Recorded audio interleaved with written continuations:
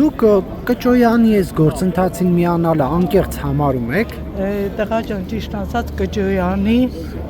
ես հիշում եմ բարերար Փայլակ Հայրապետյանի գործով, ես իր աշխատողն եմ եղել։ Այդ ժամանակ շատ աբսուրդ էր էլի, որ ազնիվ գործարարը Որտեղ եք աշխատել։ Ես աշխատել եմ Փայլակ Հայրապետյանի մոտ էլեգանտ տրիկոտաժի ֆաբրիկայում։ Հետո Կճոյանի հետ ինչ կա կապված։ Հետո խոսակցություններ եղավ, որ Կճոյանը Տիգրան Սարգսյանի հետ միասին ինչ-որ ադամատների վերամշակման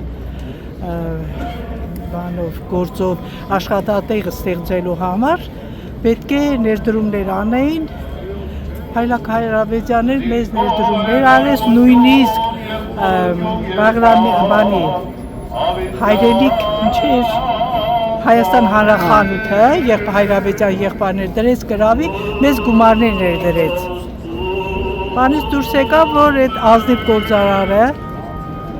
սննկացավ իրաց պատճառով։ Ճիշտ ասած, որ լսեցի, մի քիչ թերահավատ եմ, բայց եթե ես չիմանայի նախորդ,